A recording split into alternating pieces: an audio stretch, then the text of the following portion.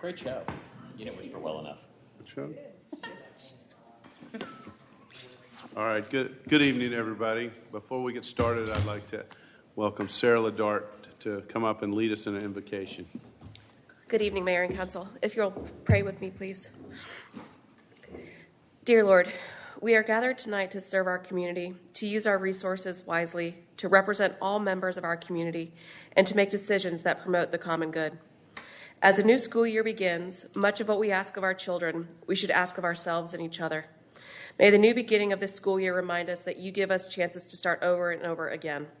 Help us to forgive others as we receive your forgiveness. Help us to learn and to work together. Help us to listen when we should and know what the best words are when we speak. Help us to be patient with ourselves and with others. Bless our children, our teachers, our families, and our schools, and keep them safe. Tonight we pray for our mayor, for the various levels of city officials, and in particular for this assembled council. We ask that you would graciously grant them confidence in their knowledge of what is good and fitting. We pray for the agenda set before them this evening. Please give an assurance of what would please you and what would benefit those who choose to make Milton their home. It is in your name we pray. Amen. Amen. Thank you, Sarah. I'd like to call the regular meeting of the Milton City Council for Monday, September 9th, 2019 to order.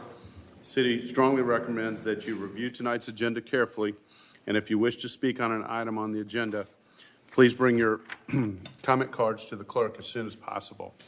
While the Milton rules allow a speaker to turn in their comment card up until the clerk calls that agenda item, once the agenda item is called, no more comment cards can be accepted. And the comment cards are to my left on the yellow cards there. And bring it up here to the city clerk. Okay, will our city clerk please make announcements and read over the general rule, call the roll and make general announcements. Good evening, Mayor and Council. I'll be happy to call roll for the September 9th, 2019 regular meeting. I would like to remind those in attendance to please silence all cell phones at this time. Those attending the meeting who would like to make a public comment, you are required to complete a public comment card prior to speaking on the item. Your comment card must be presented to the city clerk or the interim city clerk during the meetings prior to the agenda item being called. All speakers, please identify yourself by name, address, and organization before beginning your comment. If you are representing an organization, an affidavit is required stating you have the authority to speak on behalf of that organization. Please review tonight's agenda, and if you'd like to make a comment, please bring your comment card to me now. Demonstration of any sort within the chamber is prohibited. Please refrain from any applause, cheering, booing, outbursts, or dialogue with any person speaking. Anyone in violation will be asked to leave. As I call roll this evening, please confirm your attendance. Mayor Joe Lockwood. Here. Councilmember Peyton Jamison. Here. Councilmember Matt Coons. Here. Councilmember Laura Bentley. Here.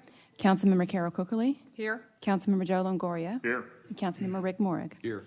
Would everyone please rise for the Pledge of Allegiance? I pledge allegiance to the flag of the United States of America and to the republic for which it stands, one nation, under God, indivisible, with liberty and justice for all. Again, I want to welcome everybody here tonight. And if our city clerk or Stacy will please sound the next item. The next item is approval of the meeting agenda. Agenda item number 19-183. Okay, I'm going to open up for a motion and a second on the approval of the agenda, but I'd like to ask for a motion to, I need to see which item. If we could separate, no. Okay, where's? Is that one first presentation item 3? Yeah, first presentation item number 3, if we could separate that as a separate item. First presentation item number 3.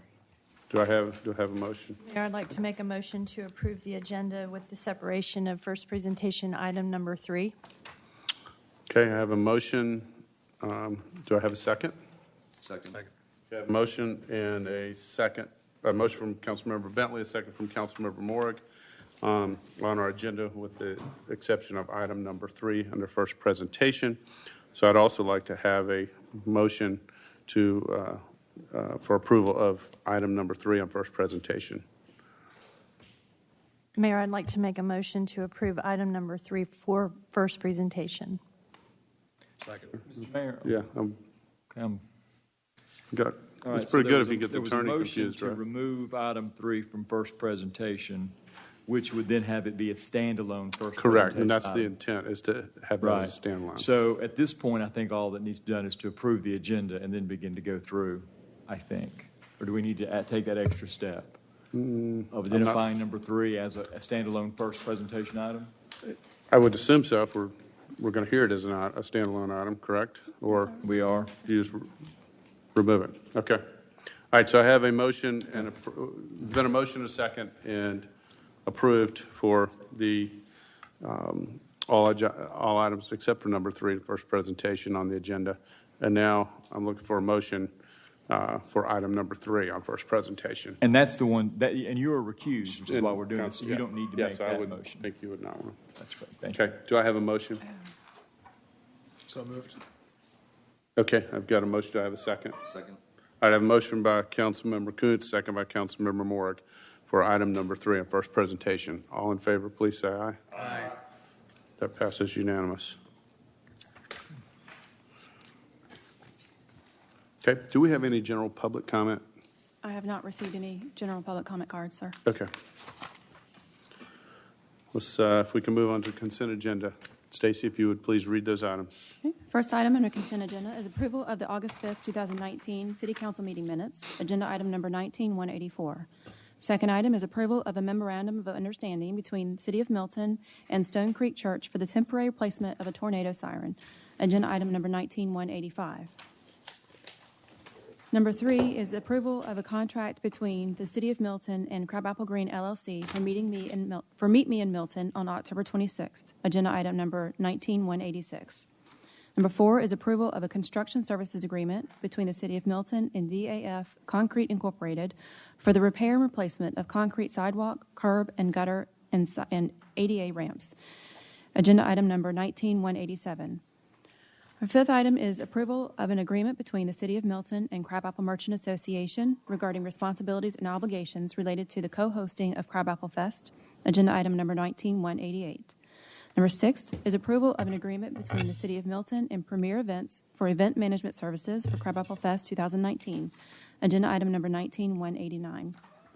Number 7 is approval of an agreement between the City of Milton and New Providence LLC regarding event sponsorship, including use of Lacoma Trace for Crabapple Fest, agenda item number 19-190. Number 8 is approval of a contract assignment agreement between Integrity Supervision Services LLC and Professional Probation Services Incorporated, agenda item number 19-191. Our ninth item is approval of a professional services agreement between the City of Milton and Tunnel Spangler and Associates Incorporated to research and develop an ordinance to create equestrian/agricultural friendly land use practices, agenda item number 19-192. Our 10th and final consent agenda item is approval of the following subdivision plat and revisions. The name and development location of the plat is Brenda and Michael Eli, LL 690, which is at 14503 and 14505 Cogburn Road. This is a minor plat. This is lot reconfiguration for 2 existing lots. The total acreage is 2.321 acres. The density is 0.86 lots per acre. Agenda item number 19-193. Okay. You have a motion? Mayor, I'd like to make a motion to approve the consent agenda as read. Second.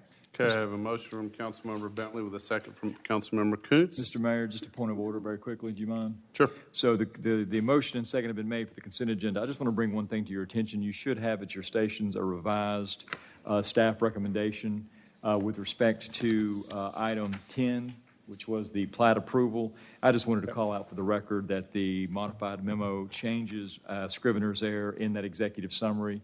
If you look in the one that is in your agenda packet, it says that the size of the lots range from 1.002 acres to 10.802 acres. That is actually not correct, and the executive summary that you have at your stations clarifies that to the correct acreage of 1.002 to 1.319 acres. Before you make your motion and actually take your vote, I wanted to confirm that you were aware of that. Otherwise, everything is in order and you can proceed. Okay, so we have a motion and a second, but you've Correct. confirmed that as our motion and our second. Good with that? Yes. Okay, all in favor, please say aye. Aye. That's unanimous. Okay, now we'll move on to reports and presentations. Stacy, if you'll please sound the item. Item is proclamation recognizing suicide prevention. Mayor Joe Lockwood. Okay. So tonight, I've got a proclamation recognizing National Suicide Prevention Week. And afterwards, when I make this presentation, we've got some special guests here tonight that here to present that to and be recognized. So, whereas National Suicide Prevention Week is an annual week-long campaign in the United States to inform and engage health professionals and the general public about suicide prevention and the warning signs of suicide. The World Suicide Prevention Day is recognized annually on September 10th. And whereas suicide is now the second leading cause of death among people ages 15 to 24. And whereas one of the myths about suicide is that talking about it causes suicide, when research shows the opposite. Engaging someone in a deliberate, caring conversation about suicide is shown to be the first step towards preventing suicide. And whereas the City of Milton is constantly striving to provide the best quality of life to its residents by finding ways to create a strong sense of community and provide connectiveness, and whereas if Milton is used to be the best place to call home, we must be willing to discuss difficult topics like suicide. Recognizing that talking about suicide removes the stigma and is the first step towards prevention. And whereas all members of the City of Milton take responsibility together to provide the best quality of life to those we serve. Through our caring service, we strengthen our cherished sense of community.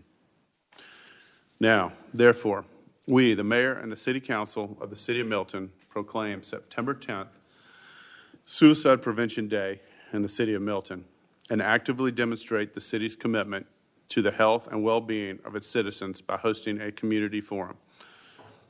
Suicide, a community conversation at City Hall on Tuesday, September 10th, in an effort to provide insight, understanding, and hope about suicide.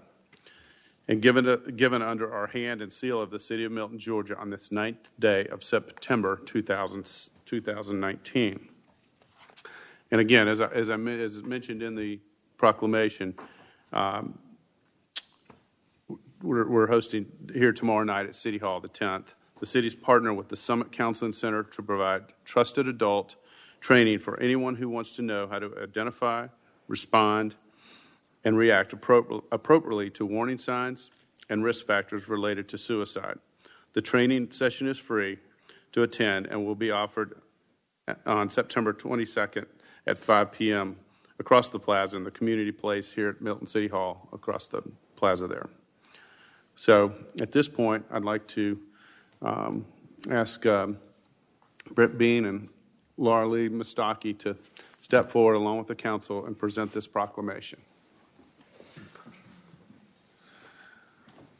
And Jason and Whit, if you guys might come up too.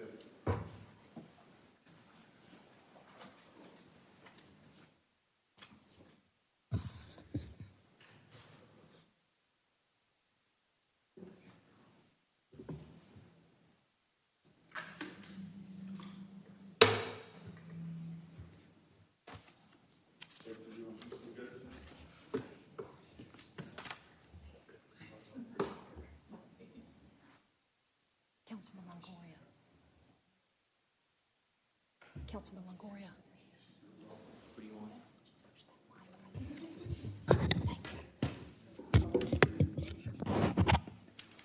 If everyone would take a half or almost a full step this way.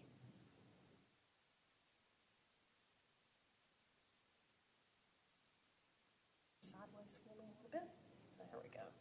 Perfect. All in right here.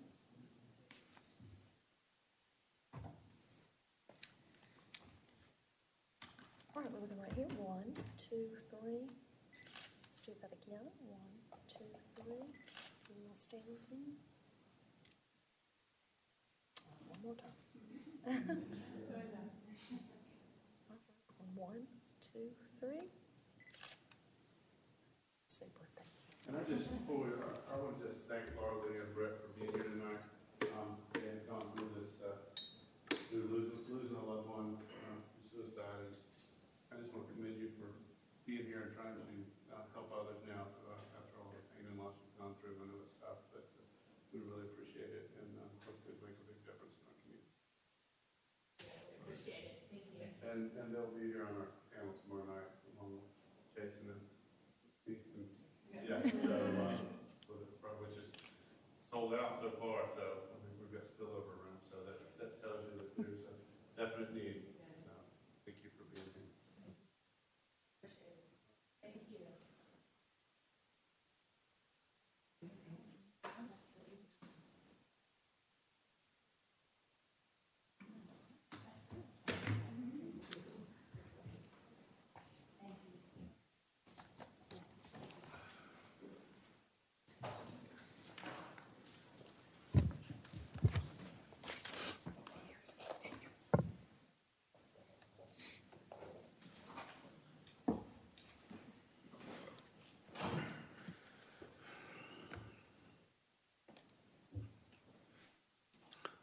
Okay, as we move on to our first presentation, Stacy, will you please sound the items with the exception of item number 3? Sure. First item is consideration of an ordinance for the budget amendments to the general fund of the City of Milton for fiscal year 2019 and discussion of the use of additional occupational tax revenue, agenda item number 19194. The second item is consideration of an ordinance of the Mayor and Council of the City of Milton, Georgia, to adopt the fiscal year 2020 budget for each fund of the City of Milton, Georgia, appropriating the amounts shown in each budget as expenditures, adopting the several items of revenue anticipations, prohibiting expenditures to exceed appropriations, and prohibiting expenditures to exceed actual funding available. Agenda item number 19195. This was first discussed at the August 12, 2019 City Council work session.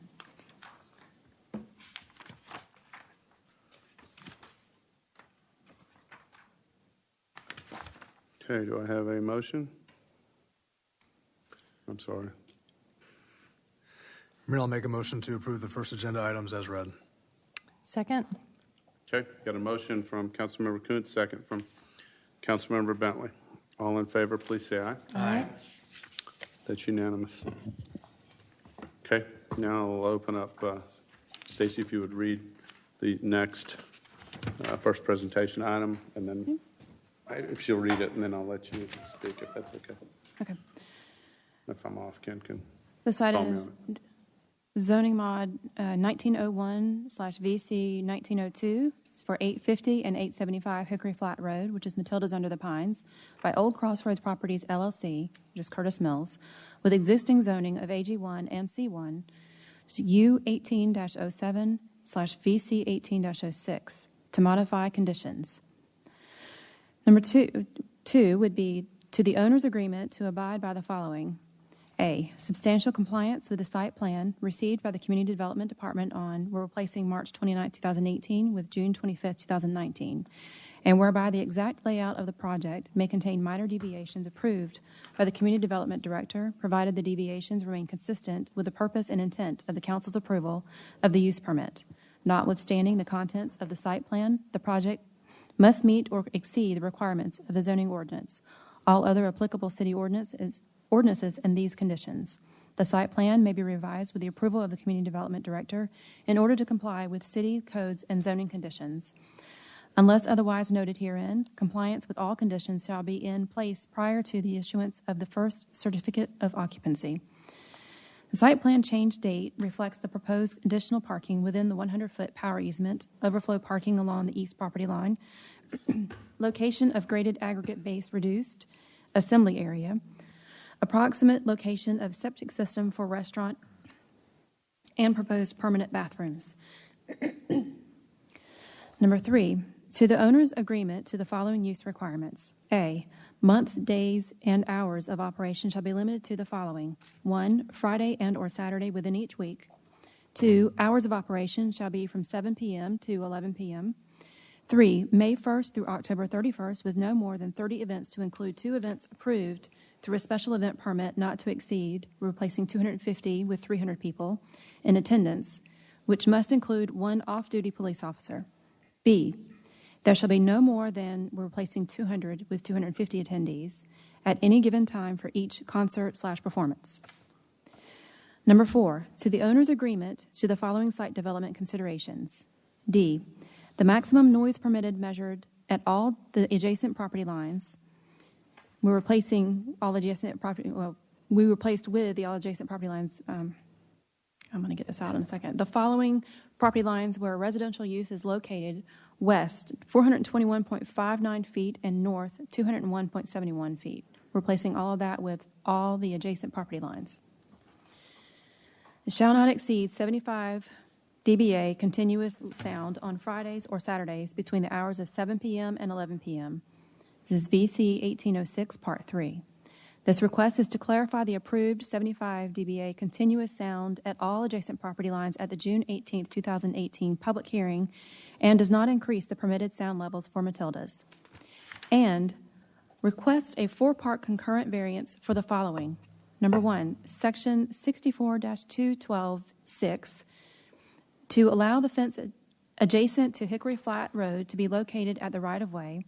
2, Section 64-1317F, to delete the landscape islands for the proposed parking lot within the 100-foot wide transmission line. 3, Section 64-1346B, to increase the rules section building maximum setback from 20 feet to 430 feet for the proposed bathroom building. 4, Section 64-1323C, to allow the parking lot to be in one large area for the proposed parking lot within the 100-foot wide transmission line. This is agenda item number 19196.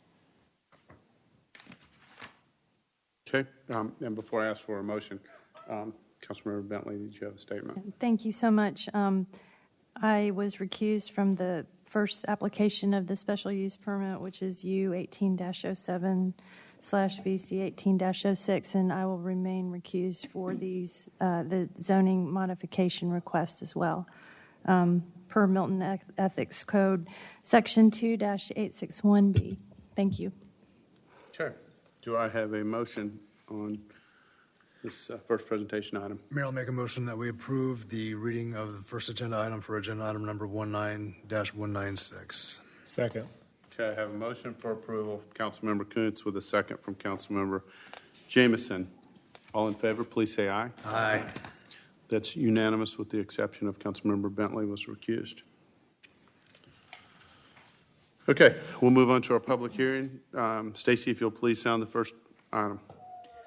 First item is consideration of an ordinance for the budget amendments to the general fund of the City of Milton for the fiscal year 2019 and discussion of the use of additional occupational tax revenue.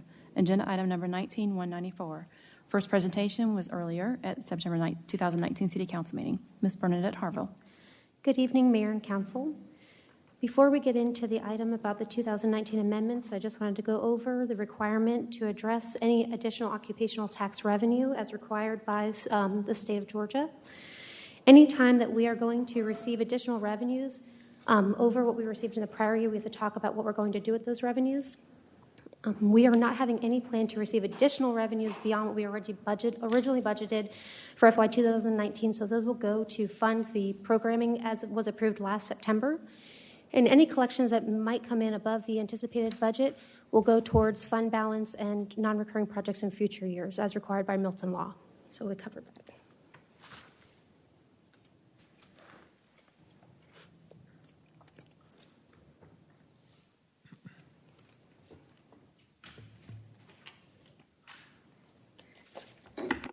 Now we have before you this evening the 2019 amended budget. Here we have the general fund budget summary. You can see where we have $657,168 in additional anticipated revenues.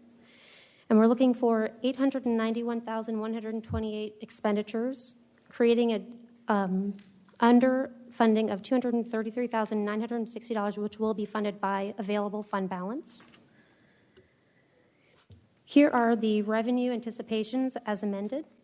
Insurance premium tax has been coming in higher than anticipated over the last few years, and this $300,000 will address the anticipated amount we expect to receive. We also have penalties and interest for real property tax coming in higher than anticipated. Then we have land disturbance. This has been a fluctuating revenue over the last few years, and we are seeing it coming in higher with some of the recent projects here in downtown Crabapple and downtown Milton area, and we're looking for a $35,000 increase to that line item. The new tree removal permit line is coming in higher than anticipated. We're asking for $7,000 for that line item as well. We have the Community Services Program grant for Camp Joyful Souls, which we were able to receive and were awarded, and we're looking for $11,250 there that will be transferred over to the Parks and Rec Department to cover expenses for that program. We were able to maximize our idle funds this year, and we're looking to receive another $115,000 in investment income. For contributions and donations, Parks and Rec received $2,978, which we'll see dispersed amongst their expenditures in a moment. We have miscellaneous revenues for facility rentals, insurance proceeds amongst Administration and Public Works, which will also be distributed amongst those departments. And lastly, we have the sale of surplus equipment. The fire department sold a fire apparatus, and we also were able to sell some of the golf maintenance-related equipment that we had obtained with the former Milton Country Club purchase, and that is increasing that line item by the $154,500 you see there. Here are the expenditure increases that we are looking for. In order to fund some of the operating transfers out, we have reduced some of the salary and wages line items across several departments. We have had some vacancies this year. We've also had some retirements, which have left some funds available to be able to put towards some of our capital projects pay-as-you-go programming. Here we have salary and wages from the departure of the assistant city manager and the elimination of that second assistant city manager position. Also the benefits with that as well. Professional fees for legal are coming in higher than were originally anticipated. We had a couple of large regional lawsuits in 2019, which we are trying to cover with that $25,000. In communications, we're doing that same thing where we talked about reducing for the hiring of the public relations specialist in January as opposed to October, so we had some savings there that we're going to utilize for pay-as-you-go. Same thing with the police department through vacancies, and the same thing with the fire department through vacancies that they've had as well. For Parks and Recreation, we're looking to move over those funds for the Camp Joyful Souls grant for $11,250, and then those other two insurance proceeds or donation lines for the $1,500 and $1,478. Lastly, we're showing the release of the contingency funds of $161,521 to go towards that pay-as-you-go programming. And then you'll see the line items for those transfers out to the Capital Projects Fund and the Capital Grant Fund. In a moment, we'll go over exactly where those funds are going to. Before we get to the capital projects, we have our special revenue funds. Here I'm showing the summaries for Special Events Fund, the Hotel Motel Tax Fund, the Confiscated Assets Fund, and the E911 Fund. Here we have the Special Events Fund. Rock for Rescues and some private entity contributions from the Gas South Partnership were coming in higher than we originally didn't expect to have them, so they are higher. We're amending the budget for those collections. We're also anticipating that the hotel motel taxes will be collected in $5,000 more than originally anticipated, so you'll see that and a corresponding change in the hotel motel tax fund in a moment. And lastly, we're looking to try out a new partnership with a third party for professional management of the Crabapple Fest, and that will be $10,000 to cover the portion in FY19. Here's that corresponding $5,000 increase in the revenue line item for the hotel motel tax and the corresponding operating transfer out to the Special Events Fund. In the Confiscated Assets Fund, we have received revenues that are coming in from the remaining projects that were open, the remaining cases that were open with the HIDA program. We also have some interest revenues that we're anticipating, and those will be correspondingly allocated across education and training and computer software for federal funds within that fund. The E911 Fund, this is collections of the expenses that go towards funding our program, joint program with the City of Alpharetta. We are anticipating receiving more revenues at $25,000, and then correspondingly that same $25,000 will go out to the City of Alpharetta through that expenditure line. And then here we have the Capital Projects Fund budget summaries. We have the Capital Projects Fund, the Green Space Bond Fund, the T-SPLOST Fund, the Capital Grant Fund, the Impact Fees Fund, and the Revenue Bond Fund. First and foremost, we have the Capital Projects Fund. You will see some revenue anticipation amendments here. The infrastructure maintenance fees and penalties and interest came in. We have tree recompense coming in a little higher, and that goes directly out to the expenditure line item for those projects eligible for tree recompense funding. We have the Fulton County Freemanville at Providence funding. We were able to get an IGA you guys approved recently. The council approved recently with Fulton County, and they will be covering $302,558 worth of some of the property improvements that were needed to be done in order to put in the roundabout at Freemanville and Providence. We have cell tower lease fees coming in higher than anticipated at $30,000. This will be the final year in which we were anticipating having cell tower lease fees go to the Capital Projects Fund. In FY20 later this evening, you will see where we are requesting those funds to go towards maintenance of the currently purchased green space bond properties. In this budget amendment, you will see that $30,000 going towards the improvements of the former Milton Country Club passive portion Phase 1. We also have insurance proceeds for public safety of $19,396 that will go directly towards their vehicle replacement line item. And then we have that operating transfer in from the general fund of that $1.462977, which will be allocated across projects in a moment here. So here we have the allocation of the amendments for the expenditures. As mentioned, we're looking to move that land conservation money. That is the accumulated amount of cell tower lease fees over the last few years when council decided to set it aside for land conservation. When the green space bond was approved, we used those funds first, and now we're asking to have the remaining land conservation money moved to actually do some of the improvements through Phase 1 at the former Milton Country Club. It is also releasing the remainder of that green space bond initiative money, which was the original money set aside to get the bond in place. We have professional fees for information services and public works. We are moving GIS over to information services, so this is just moving the corresponding project that they had for parcel realignment out of public works into information services. Then you'll see the police vehicle replacement reserve money being allocated in order to replace a total loss that occurred recently. In the vehicle replacement reserve for fire, that is the $100,000 from the sale of the fire apparatus that was allocated towards the purchase of the 2 fire apparatus that we saved $90,000 from earlier this year, so that will cover the gap for that purchase. We have pavement management going up by $260,000 in order to address some of the additional paving that council approved earlier this year. We have the public storage building and public works yard construction just came in a little under $315. We're asking to true up that account. We have bridge replacement. There's a need for a replacement of a bridge in one of the neighborhoods throughout the city, and so $310,000 will get that project started. And then we have the intersection improvements at Freemanville and Providence. That's moving that same revenue we're expecting from Fulton County to the expenditure line item for that project. And the Crabapple pedestrian improvements, the sidewalks here at Crabapple came in a little higher than anticipated, and this will also cover the permitting needed for the next phase. We have the Parks and Recreation Master Plan. That project is complete, so we are releasing those funds along with the mid-year amendment of $454,000 to go towards the active portion of Phase 1 for the former Milton Country Club. So you will see those funds moving down to fund that $740,000 request to bring the total for the active portion to $1 million to be able to start Phase 1. Then we have the $938,188 request, which was the accumulation of the $30,000 in extra lease tower revenues, the accumulated lease tower revenues, and the release of that green space initiative money towards the passive improvements of Phase 1 of former Milton Country Club. Then we have the park and trail expansion. We are looking to put $452,827 into that account. That will be available for the purchase of active parkland as it becomes available throughout the city.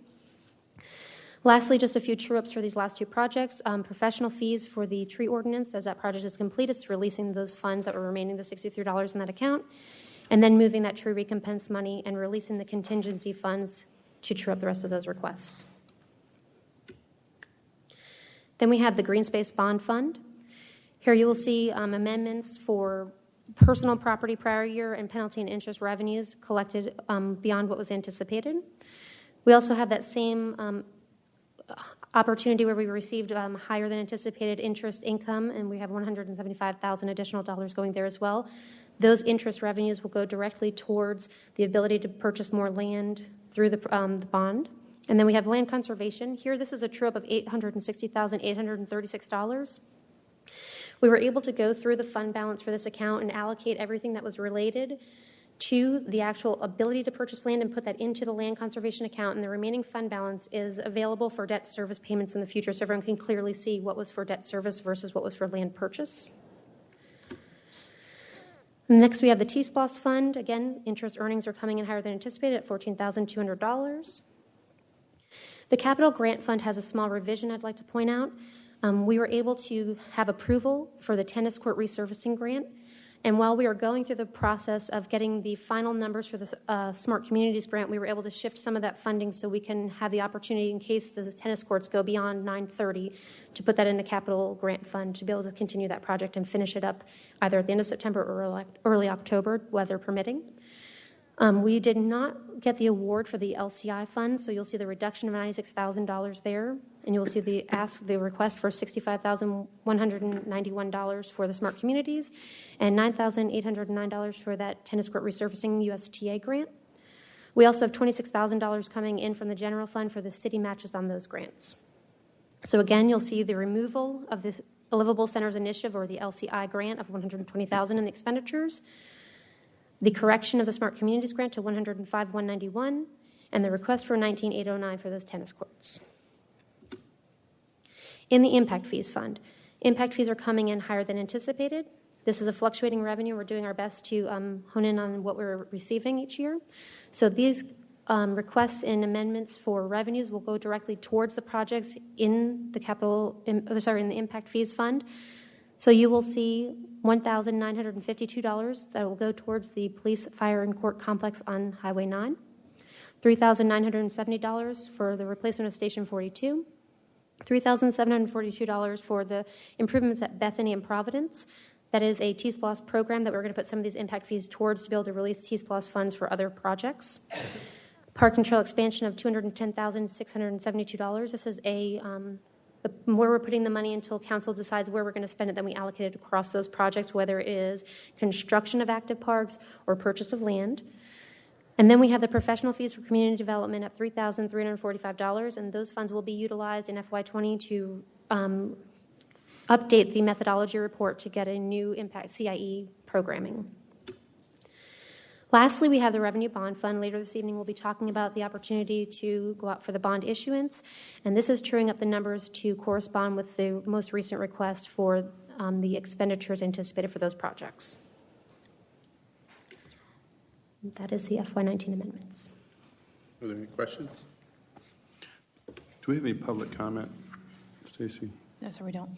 Okay. All right. Thank you, Bernadette. Mr. Mayor, forgive me, is this not a public hearing? This is a public hearing. It is a public hearing, yeah. Okay. That's why I had asked if we have any Okay. comment. We'll close the public hearing now. Okay. On a point of clarification, do we need to make a motion on this, or? At this point, what, to open the public hearing up or to take action on it at all? To take action on it at all? Not till later, I think, in the agenda. Okay. Oh, this is just first public hearing. Okay. Okay. Okay, we good? Yep. Okay. If Stacy, you'll sound the final public hearing on them. Final public hearing is consideration of an ordinance of the mayor and council of the city of Milton, Georgia, to adopt the fiscal year 2020 budget for each fund of the city of Milton, Georgia, appropriating the amounts shown in each budget as expenditures, adopting several items of revenue anticipations, prohibiting expenditures to exceed appropriations, and prohibiting expenditures to exceed actual funding available. This is agenda item number 19-195. This was first discussed at the August 12th, 2019 City Council work session, and the first presentation was earlier this evening. Ms. Bernadette Harville. Okay, tonight we're going to go over the FY 2020 proposed annual budget. Please keep in mind that the amended budget throughout this document includes the amendments we just spoke about that you will vote on September 23rd. Here we have the calendar for this year's budget. We started back in June, and tonight we are at the 9th for the first public hearing, and we will have the second public hearing and the approval on the 23rd. Before you, we have the consolidated financial fund summaries.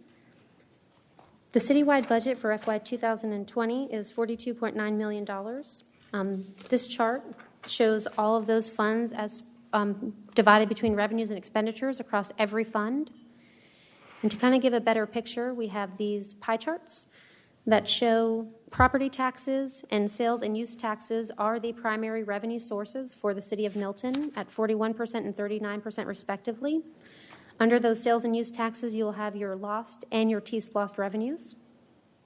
Citywide expenditures by function, you will see that public safety and public works account for the majority of the city's expenditures, with the administration and the court following, with the remaining 35%. Here we have the general fund, which is the city's main operating fund. First, I'd like to show you that we do have a balanced budget. It is balanced with the use of 1.616742 in use of fund balance. That is approved through Milton law, and it will create a opportunity to fund some of those transfers out for our pay-as-you-go program. Here we have our revenues by category in a little more detail than we've seen previously in the last discussion. And you will see that the request for real property current year taxes at $11.7 million, a $96,380 increase from the amended FY 2019 budget, or a 0.8% increase. We'll go over just some of the highlights.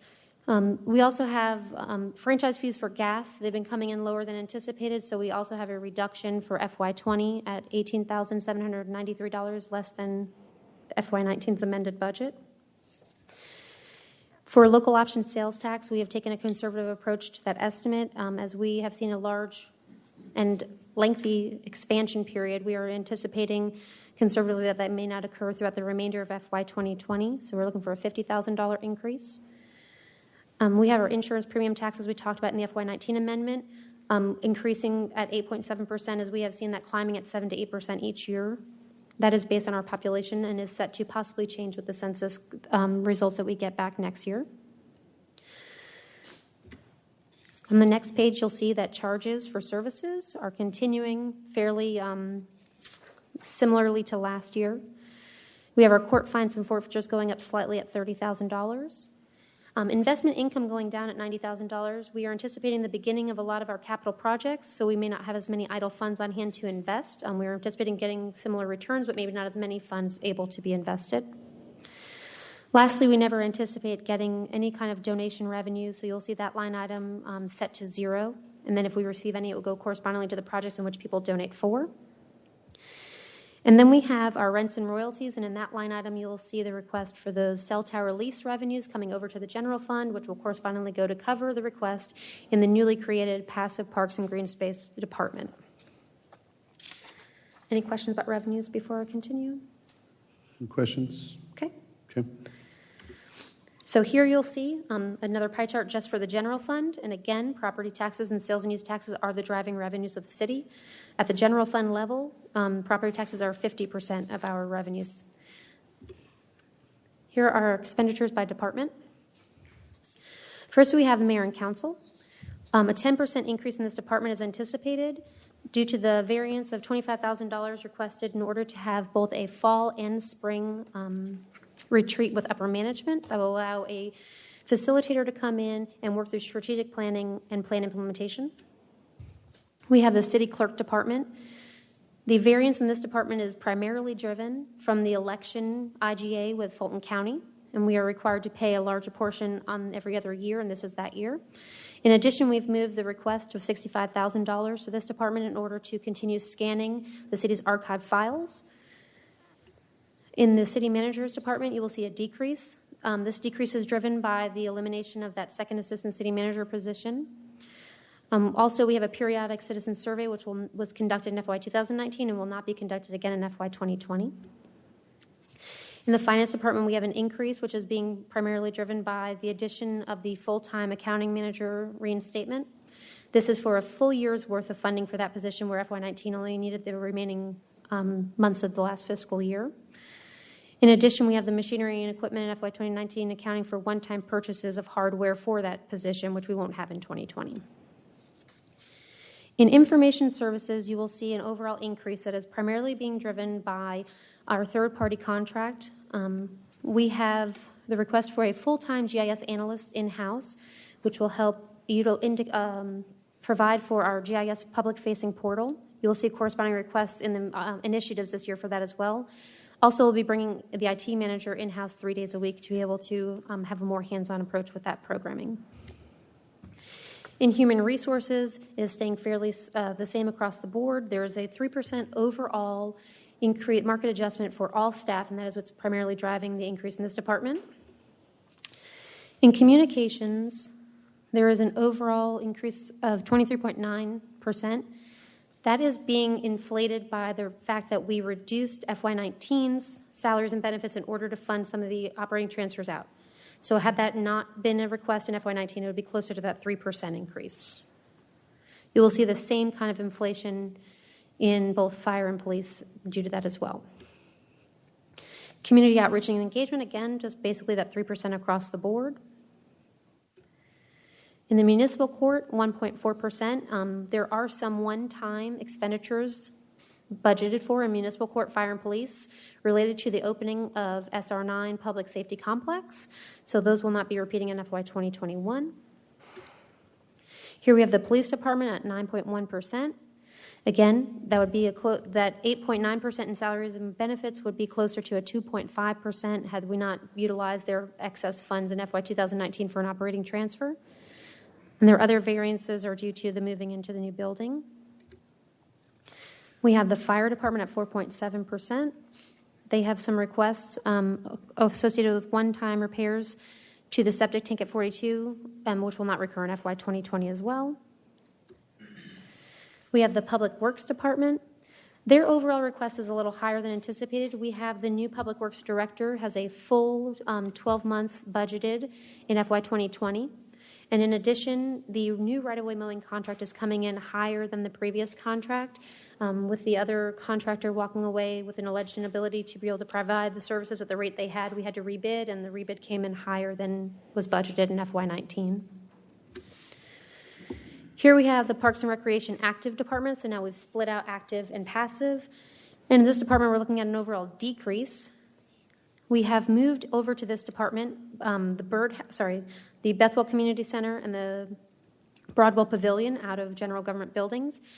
But we also had some savings across other line items within this department, creating an overall decrease, mostly attributable to the end of the IGA with the City of Alpharetta. Community development has a 2.5% across the board increase. Again, we have the savings from salaries in FY19 that we used, inflating that number that you see above. Lastly, we have economic development with an overall 30.5% decrease. Some of the projects, the multi-year projects, are coming to an end. We have the Deerfield Corridor study, and those won't be asked for again, and also the $25,000 for the incubator is not being requested again in FY 2020. I'd like to make a point that in the budget workshop, we talked about an initiative for the Chapter 4 rewrites. Sarah was able to find excess funding through not utilizing the incubator money to start that program in FY19 after some of the businesses called in interested about that program to be able to come into some of the new lots opening here in downtown Milton. So you won't see that initiative, but you will see the funding request to continue that project as it's starting in FY19. Here are other unstaffed departments. We have general administration coming in under. We were able to utilize and find some savings across supply contracts and different negotiations, so we have savings there. Legal was expecting to go back down to where we originally anticipated at $295,000, as those regional lawsuits are not anticipated to continue. We have risk management. We have noticed that over the years, even with some of the slight increases in our premiums, that we have had an overall savings compared to budget, so we have lowered that anticipation. General government buildings is now just the City Hall and the Thomas S. Byrd House, and you'll see a 16.4% increase there, accounting for a full year's worth of utilities and everything here, and as well as some additional funding to address some of the acoustic issues we've been having in the building. Here you'll see the newly formed Passive Parks and Green Space Department. It is a Parks and Recreation Department that will be overseen by the Public Works Department. There's $137,789 that will be put towards some of the maintenance, like mowing, bush hogging, and things like that. In debt service, we have an increase of $324,765. That is including the anticipated first-year interest-only payment on the new bond issuance if approved. Lastly, we have those other costs and financing uses. We have our calculated 1% contingency as required by law, and then our transfers out to the Capital Projects Fund. Does anyone have any questions about the maintenance and operating before I move on? Any questions? Okay. So next we have our maintenance and operating initiatives. I'll go through them quickly as we've gone through them before, but as this is a public hearing, some people may not have been able to hear it before, so we'll go through them one by one. First, we have our consultant for a new strategic plan. Every 5 years, Milton City Council adopts a strategic plan that sets the strategic vision and goals for the next 5 years, and this request will allow for a professional consultant to come in, guide the process, and engage with the community and staff and council in order to formulate that plan. Next, we have the comprehensive internship program for 2 part-time interns. This program will allow for the hiring of 2 part-time interns who will learn from all city departments and assist as needed on department-specific projects. The program will create a structured project-based internship that provides a valuable, comprehensive, and educational experience for both the intern and for city staff alike. We have departmental assessments. Many of Milton's departments have organizations that set best practices for them or provide accreditation programs. This request would allow for the assessment of departments that may not have such organizations or set guidelines to identify changes that may be needed and to perform workload assessments by professionals in that field. In IS, we have the GIS modernization. You will see also a corresponding capital request later this evening for this, and this will be able to provide for structural support needed in order to utilize the current software capabilities we have. In addition, it will enhance the public-facing portal and allow citizens to have better access to the city's GIS data. We have the personnel policies rewrite. Personnel policies are currently being reviewed by a panel of employees from across police, fire, and administration, and once those updates are in place, this tool will allow for enhanced formatting and ease of distribution of the policies for all staff. Human Resources is also looking to conduct regular employee engagement surveys. This request would allow for a third-party consultant to ensure anonymity and honesty for staff, as well as nationwide benchmarking data which to compare the results we receive. Next, we have the Special Events Coordinator part-time. This would allow for a second part-time employee in the Community Outreach and Engagement Department. These 2 positions will share responsibility regarding planning, advertising, coordinating with sponsors for all city events. Part-time positions allow for availability during off hours to run events and things like that. In the police department, we have a request for 2 additional police officers. Police has experienced higher than typical turnover over the last few years, and with the time required to replace an officer with certification and training requirements, there's been fewer officers available for duty than necessary to maintain response times and staffing. This request is to add 2 full-time officers in an effort to close the gap on some of that time and hopefully increase response times as well. Next, we have the reclassification of lieutenant to captain. After the retirement of one of the 3 captains in 2017, the department underwent some structural changes. A recent internal assessment has shown that this third-party captain's position is once again needed, and this request will allow for the promotion of a qualified internal candidate to that position if approved. Next, we have the request for 2 firefighters. Similar to the turnover issue in police, fire's minimum staffing requirements and turnover being experienced have had an effect on employees' ability in order to take leave and rest time. This request will allow for 2 additional firefighters in an effort to keep mandatory staffing and reduce mandatory overtime. This request should also reduce those overtime expenses we see within the department's main fund. The next 2 requests are for the fire department for wellness and fitness goals. They are to replace some of the older equipment that we have in some of the stations for the ladder mill and the Stairmaster. Next, we have citywide traffic controls and speed studies. One of the complaints the city gets is regarding speed limits, particularly those on high-traffic corridors where driveways exit directly onto the busy roadways. This money will allow for the start of a citywide traffic count and speed study, as well as community input in order for Milton to assess the data and make recommendations regarding possible speed limit reductions. We have a request for a part-time facilities technician services. With the addition of facilities across city boundaries, requests for repairs and maintenance have increased. This will allow for a third-party contract for a facilities technician to address some of those day-to-day repairs. This will also cut down on the hourly rate as city now pays for work orders related to minor plumbing and electrical work and free up staff who are currently attempting to address those issues prior to calling a repair company. We have the reclassification of a part-time to full-time specialist in the Parks and Recreation Department. As this department expands, so does the responsibilities for its staff, and it's looking to just increase that from a part-time to a full-time coordinator to address some of the workload within the Parks and Recreation active department. As the department also grows, so have the programs. Camp Joyful Souls is a unique program that is loved by the community and the staff alike, and this initiative is to allow for a suitably trained camp manager to come on board earlier than the other seasonal staff in order to plan programming and be part of the counselor hiring process. These duties are currently handled by the program manager, so this would allow for that position to focus on other summer programs while the camp manager with special education training and certification takes lead on running the camp. Next, we have a participation scholarship program. It has been recognized that all Milton residents should have the opportunity to participate in Milton recreational offerings. This program will provide scholarships to children of Milton families participating in Milton programs who meet predetermined income eligibility requirements, allowing all children to be able to be part of programming. Next, we have a participation reimbursement program. As we have the end of the City of Alpharetta IGA, we have noticed that there are some programs that we should be providing right now. This would allow for, as we get those programs up and running, a reimbursement program on a first-come, first-served basis for those families participating in other jurisdictions' programming. It is intended to dissipate as we get our programming up and online. Next, we have the refinement of form-based codes. As the city grows and changes, the codes need to be updated from time to time. This will allow for $20,000 to look at the Deerfield form-based code, and $30,000 for Deerfield and $20,000 for the Crabapple form-based code. Next, we have on-call planning services. As you can see, some of the staff in that department have a high workload, and this would allow for having third-party contracts on retainer to be able to utilize if another project comes up that we can address without having to have it wait until we have staff availability. We have a development review manager request. This is a new position within the community development department that will help supervise some of those programs and allow all of the developers and citizens to have a single point of contact within that department that will coordinate amongst all of the different positions. We have an increase for the land development manager, looking to take that position and put it over some of the other positions, creating more of a streamlined process, and this will be an increase for those supervisor duties.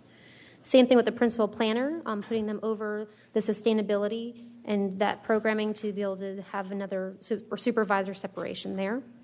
That is the end of those requests for the maintenance and operating, so that is the end of the general fund. And is there any questions about the general fund? Any questions? Okay, moving on to the special revenue funds. Here we have the special events fund summary, and you can see that the contributions that we are receiving are fairly in line with what we received last year. The expectation typically driven mostly by the Crabapple Fest sponsorships. Then we have $80,000 again being anticipated from that hotel motel tax transfer in, and then correspondingly those funds are being allocated across these requests. You will see a $23,688 deficit being covered by use of fund balance. This fund has accumulated some fund balance over the years, and we're utilizing that. It won't preclude in the future being able to transfer out more funds there if these programs are popular and continue. Here you can see our expenditures by category for special events and our expenditures by event, just in case to give people an interest that the majority of the requests are driven by professional fees and rental equipment and vehicles. Sometimes we need to have shuttles bringing everyone back and forth to the events and things like that. And then as you can see, Rockford Rescues and Crabapple Fest are our two main events at 27% and 18%. Respectively. We have the confiscated assets fund. Again, we are not anticipating any revenues as we don't have anyone in the HIDA program at this time, and they're just closing out cases as they go, and so we don't know exactly when we will receive them, so nothing's anticipated at this time.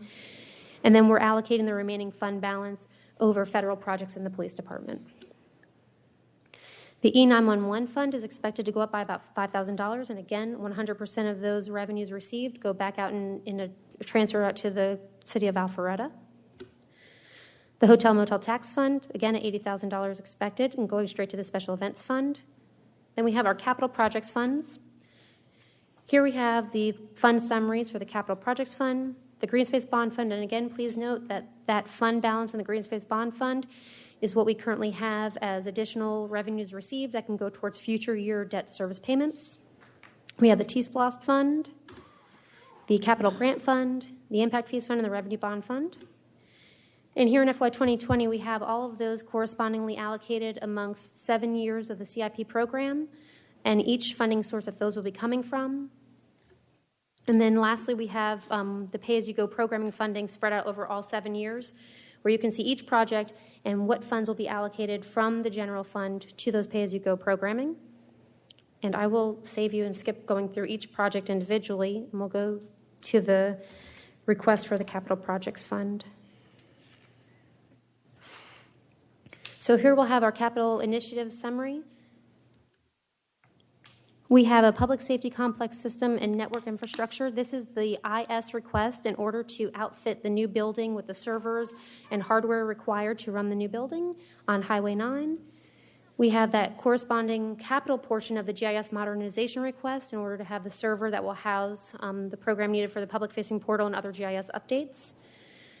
We have the Crabapple Hawk signal. Currently, they're undergoing some studies to see where in Crabapple it will be placed, but this will be able to have a signal similar to the one in downtown Alpharetta where pedestrians can cross safely from one side of the area to the other. We have traffic signal battery backups. These are backups that will allow for, in the case of a blackout, the intersection to stay lit and be able to have safe travel through there and also allow public safety to get through there without having to have a public safety officer on taking over those intersections. We have the development of a new baseball field. As we saw in some of the Parks and Recreation master planning, that additional field space is desired, and this will allow to have some funding going towards a new baseball field, and corresponding impact fees that the allowed percentage will be allocated towards that as well. Then we have the 10-year comprehensive plan for community development. Every 10 years we have to do this, and this money will go towards starting that planning process. If anyone wants to go over any of the capital projects specifically, I can, but that is, in a nutshell, the 2020 budget. Any questions, comments? Do we have any public comment? No, sir, no public comment. Okay, I'll close the hearing on that. Anything else? Any questions or comments for Bernadette on that? Okay. Thank you. Thank you.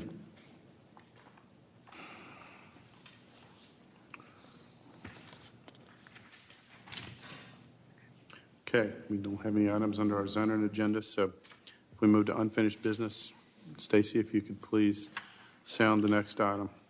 Next item is consideration of an ordinance to adopt regulations of small wireless facilities and antennas in the public right-of-way for the city of Milton, Georgia. Agenda item number 19179. First presentation was at the August 19, 2019 City Council meeting. Mr. Ken Gerard.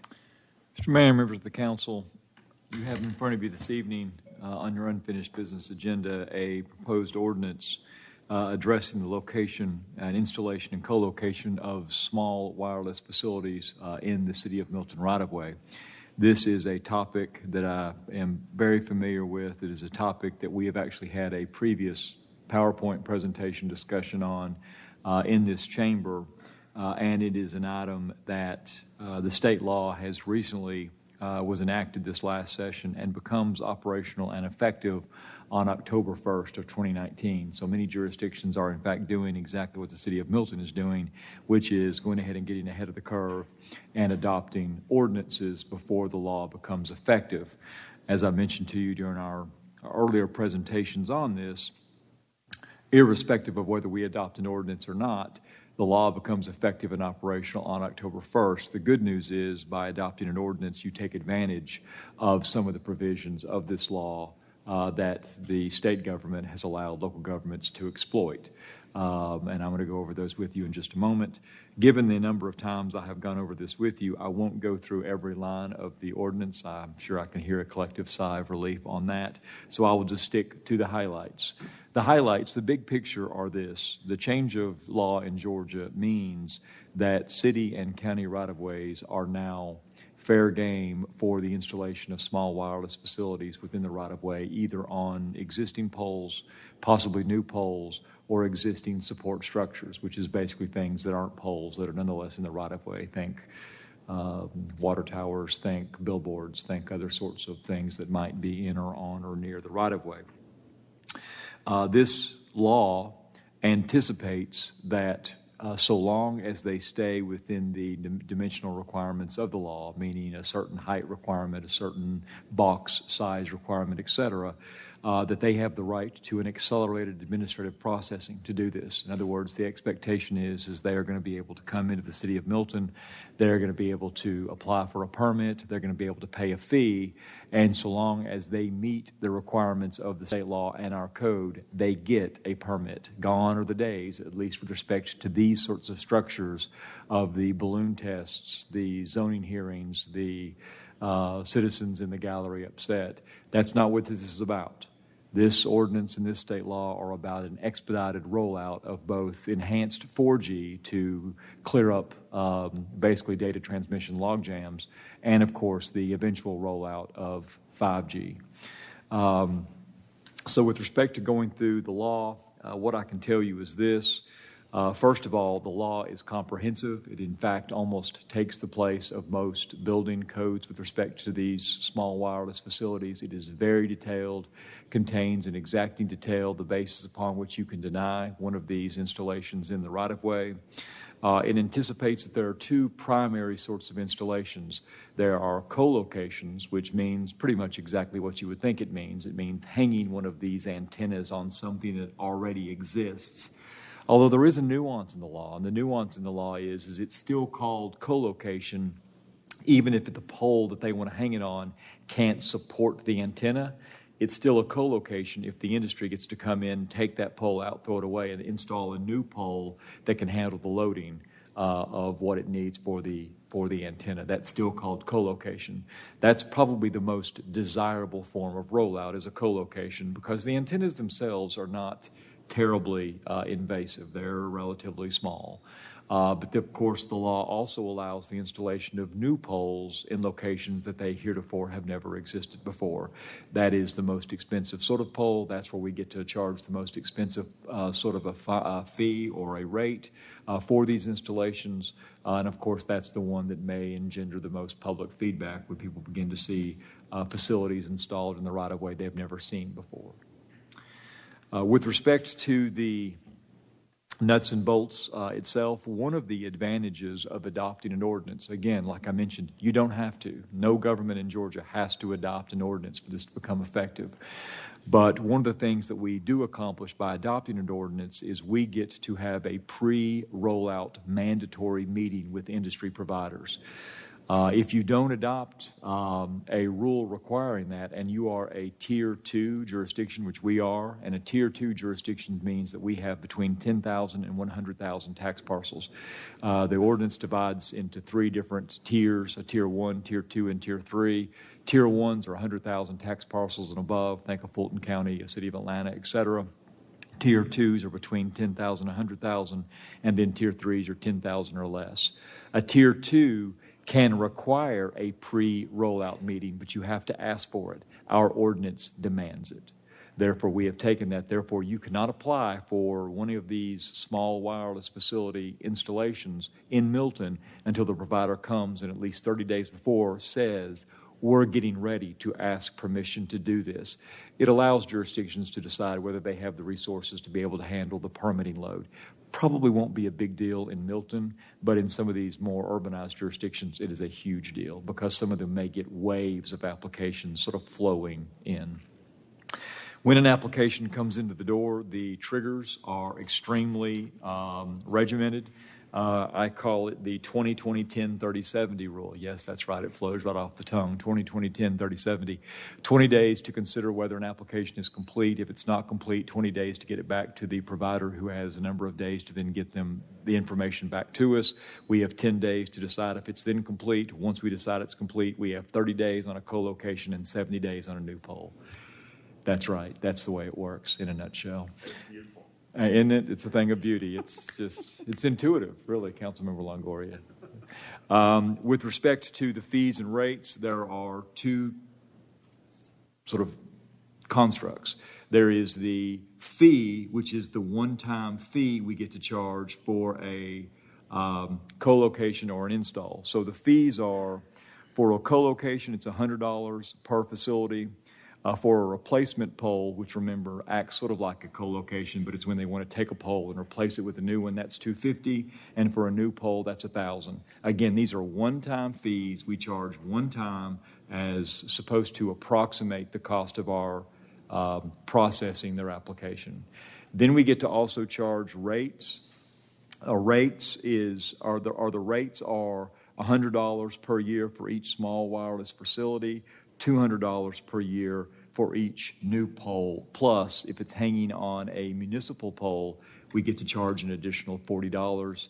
And all of these rates are subject to CPI adjustment. It's not a great deal of money. I will tell you, when we first began discussing negotiations on this, the proposed fees and rates were much higher. That's what the governments wanted, much higher rates, much higher fees.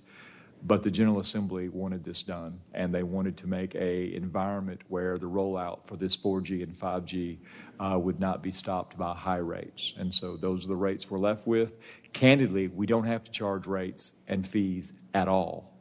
But by adopting this ordinance, we get to charge the maximums. And I will go ahead and tell you the City of Milton is proposing the maximums of all the fees and all the rates. The provisions of the code, I could go on. They're very exacting. I could go through all of the intricacies of what an application has to have in it. I could go through the various ways and grounds upon which we could deny an application. And while there are quite a few of them, they are very technical. In other words, it's not because we don't like how it looks or where it's located. It's more based upon is there anything that could cause a line of sight or vision problem with respect to the motoring public? Is there anything that may in fact overly stress a particular piece of infrastructure? It's very technical. But that's it. This ordinance has been vetted by my office. In fact, even folks in the industry have looked at it to square it against the statute. It does square. There's nothing terribly creative about it. I wish I could say that it was, but the legislation doesn't give us many options with respect to that. This is sort of a right down the middle of the lanes sort of ordinance. And Mr. Mayor, at this point, the council can approve this evening. I will say that there is a sort of a weird stylistic thing when I was reading it, getting ready for the meeting today. There are a couple of places within the ordinance where it's supposed to say ordinance with a capital O, and it just has the O there. So I would say that if we do make a meeting this evening to approve it, that you give my office the ability to go and correct that one little, seems like a little formatting inconsistency in the code. But otherwise, I think we're there, and I can recommend it this evening. Okay.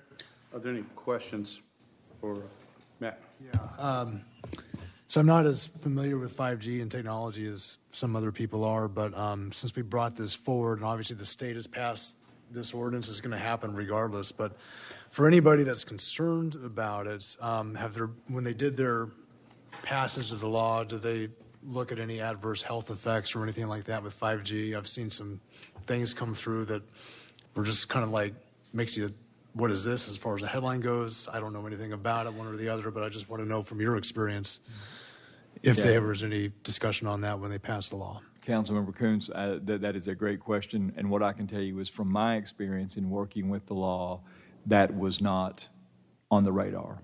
Now, that does not mean that the members of the General Assembly themselves did not have discussions on that. But with respect to the actual putting this into a legislative format, that was not discussed at all. Anybody else? Okay. After that presentation, I'll open up for a motion. Mayor, I move that we approve agenda item number 19-179 and give Ken's office the ability to go in and correct any formatting issues related to the document. Thank you. Okay. I have a motion for approval as read by Councilmember Longoria with a second from Councilmember Morrig. Any discussion? Hearing none, all in favor, please say aye. Aye. That's unanimous. Stacy. Thank you. Okay, if we can move on to new business. Stacy, if you'll please sound the first item. First item is consideration of a resolution adopting the capital improvements element 2019 annual update relating to the city's impact fee program. Agenda item number 19-197, Mr. Parag Agrawal.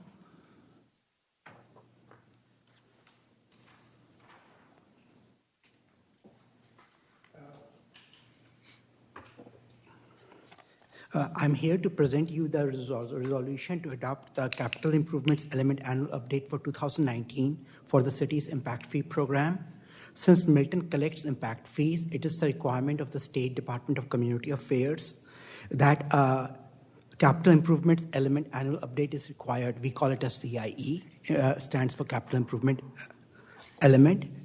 The 2019 CIE update contains 5-year project list for impact fees eligible items based on the previously adopted 2018 CIE.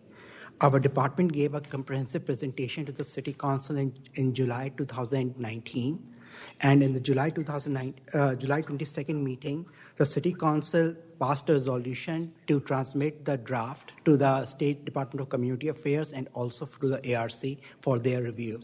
So we have heard from the ARC and the state.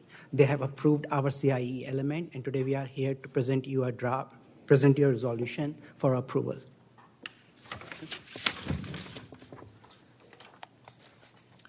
Any questions on that, Rod?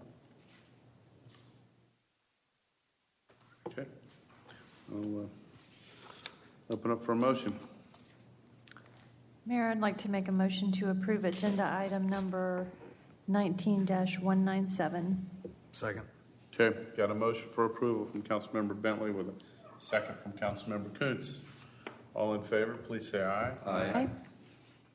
That passes Thank you. unanimous. Thank you.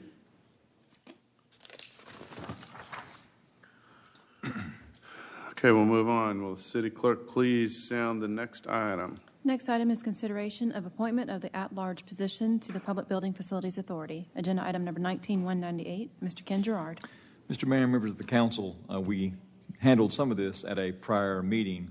The City of Milton, of course, has a Public Buildings and Facilities Authority. I think that was adopted and enacted at first in 2007. It was modified in 2011. The 2011 modification to the act creating the City of Milton Public Buildings and Facilities Authorities specifically authorizes the city council members to actually be the members of the authority. And that is not terribly unusual, and that is in fact the way that Milton has traditionally assembled and conducted the operations of its authority. I believe, Mr. Mayor, that all of the posts or positions of this 7-member authority have been filled except for yours.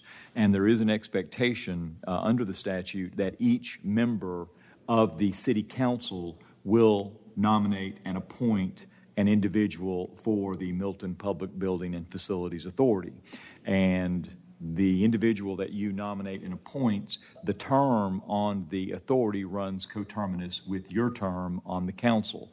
At my urging, I think most of the council members made a motion to appoint themselves, which is perfectly appropriate, and they were then voted to be those members. And that is what I would recommend this evening, but it is up to you. You need to go ahead and make a motion to name your member, and my respectful recommendation is it should be yourself. Question though, can I nominate someone else? No, yes, of course you can, but I don't think you should. All right, then I'll make a motion to appoint myself to serve as the at-large appointee to the City of Milton Public Buildings Facilities Authority. Second that. Okay, I have a motion and a second. All in favor, please say aye. Aye. Sounds like that's unanimous. Thank you, Ken. Okay, so, Stacy, if you'll please sound the next item. Next item is swearing in of Public Building Facilities Authority. Agenda item number 19-199. And Mr. Ken Gerard, as soon as he comes back to his microphone.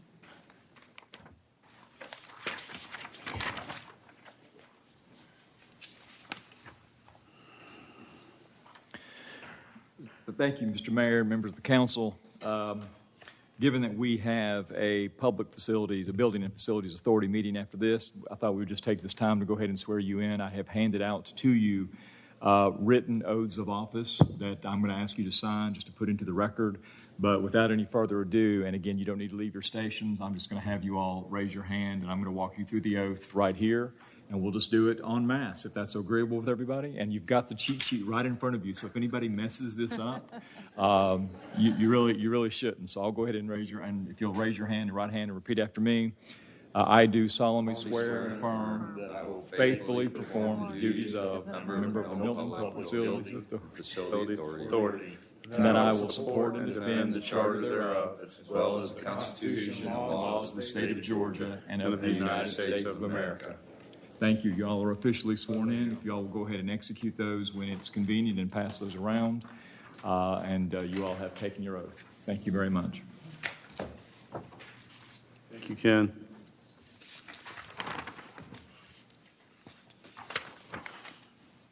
And if you guys want to pass those down when you're through, we'll pass them on to Ken. All right, so we'll move on to our final business, new business item. Stacy, if you'll please sound the item. This is consideration of a resolution to authorize the execution and delivery of an intergovernmental contract and the distribution of preliminary official statement relating to the issuance of the City of Milton Public Building and Facilities Authority revenue bonds, Series 2019. This is agenda item number 19-200, and I'm actually going to take this one. I won't pass it on to Ken. So before you tonight is basically an intergovernmental agreement, IGA, with the Public Building and Facilities Authority, the PBFA, for the issuance of revenue bonds to construct and equip a police station and fire stations, or a police station, courthouse, and fire station on Highway 9, and to replace Fire Station 42 on Thompson Road, which was actually a facility, I think, that was slated to be replaced back in the mid-90s. So it's a little overdue. We're also looking to refund the 2014 bonds we issued to construct Bell Memorial Park. Revenue bonds are different than GO bonds in the sense that revenue bonds have a dedicated revenue stream to pay down the debt. In our case, the bonds are issued through the Public Building and Facilities Authority, and the revenue stream is the operating revenues of the city, which are dedicated through this IGA. While the GO bond must be approved by the voters through a ballot referendum, and the debt is paid through a separate additional millage rate, which is outside the operating millage rate. In March 2018, you approved a bond reimbursement resolution that allowed the city to start expending funds for the construction of the Highway 9 facilities and the Station 42 replacement that would later be reimbursed by the bond proceeds. In the resolution, we estimated the maximum principal amount of the debt to be about $17 million, which was $15 million for the Highway 9 facilities and $2 million for the Station 42 replacement. The Highway 9 facilities is still going to be $15 million. However, as we took a closer look at the plans and associated costs to replace Station 42, we realized that certain critical components weren't accounted for in the original $2 million estimate, such as site work, demolition of the current building, furniture, fixtures, and equipment, and soft costs, which include environmental studies, surveys, geotechnical study, pre-construction services, and design work. It also didn't take into consideration the need for future growth and technology. And so the new estimate, and we talked to a cost estimator through Cooper Carey, is approximately $4 million, so twice what we currently estimated. So speaking of new technology, as I just mentioned, we are exploring the opportunity of upgrading the alerting systems in our fire station. We currently have an old analog system, whereas the dispatcher must enter the call into the 911 computer and then tone each station individually. The new system will automatically alert the appropriate stations once the call is entered into the computer system, and could decrease our response times by 20 to 30 seconds, which is a lot if you're on the receiving end of that.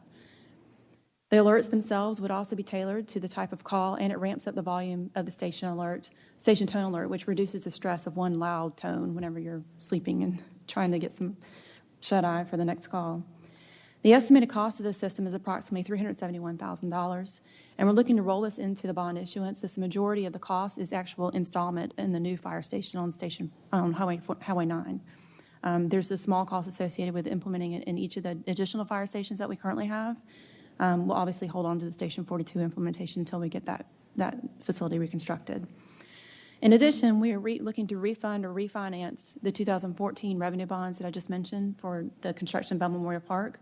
It will allow us to lower our interest rate from 2.8% to approximately 1.7%. We didn't realize whenever we issued the bonds in 2018 that we could, or 2014, that we could actually have a lower interest rate. So we're pretty happy about the new interest rate we could be getting. And it will save us around $439,000 over the remaining life of the debt, which in itself will pay for the new alerting system. So tonight we have our financial advisor, Doug Gephardt, with Davenport & Company, who you've all met. Currently, he's going to be a new Milton resident starting tomorrow, and to discuss our current financial outlook in regards to debt. And we also have our bond counsel, Roger Murray, with Murray Barnes Finister, to provide further insight from a legal perspective. And I'm actually going to turn it over to both of them. I believe Doug is going to come up first, then Roger, you're going to come up after Doug, or you can come up at the same time and answer questions if you need to. And Doug has some printed out copies of the presentation he's going to be giving here in just a minute. Thank you. Thanks, Doug. Good job.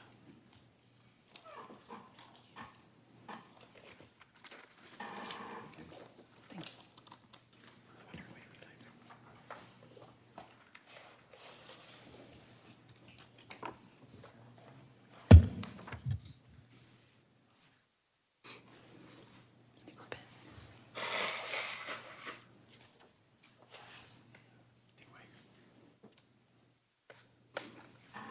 And Dave, could you go ahead and flip the over?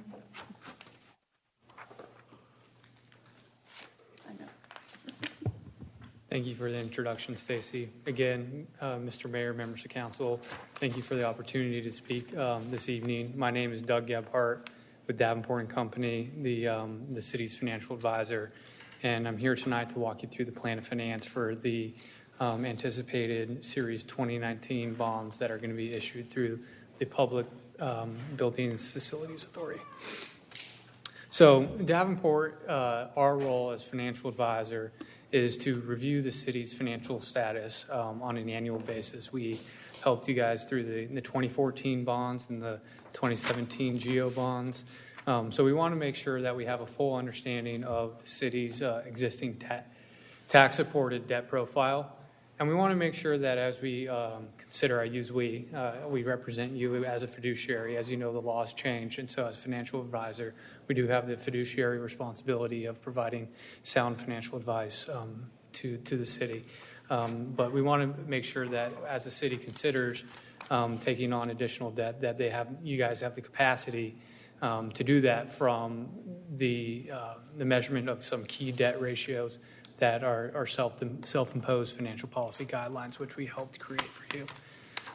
Ultimately, we want to come up with a funding strategy that is optimal for the city's operations.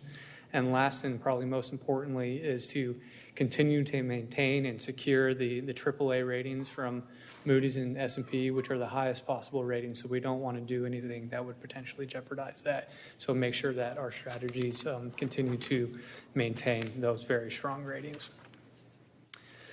As we're considering going to market, this is a very strong interest rate environment. The MMD, which is the municipal market data, is the tax-exempt yield curve that municipal bonds are used to price off of and as a benchmark. What you can see on the left-hand side of the page is the 20-year MMD since 2000. Basically, has declined pretty sharply since the start of the year. On the right-hand side of the page, that is since November of 2016. You can see the start, we chose November of 16 because that was from the presidential election. President Trump talked about infrastructure spending and deficit spending, and it kind of spooked the markets, and it jumped almost 50 basis points overnight. But you can see basically at the start of the year, rates have declined pretty rapidly, and even more so over the last 60 days. So it's pretty favorable market for the city to consider issuing some long-term debt. And they continue to remain at these historic lows. And I think that's evidenced by the next page, which is the range of the MMD, which again is the benchmark that we use. The dark green bars demonstrate the ranges, the high and low for each one of those years. So you can see in year one, the low was right around 0.1%, and the high was about 4.5%. Whereas the 30-year, the low was just shy of 2%, all the way up to 6%. The tan line that goes through those dark green bars is where the MMD is today.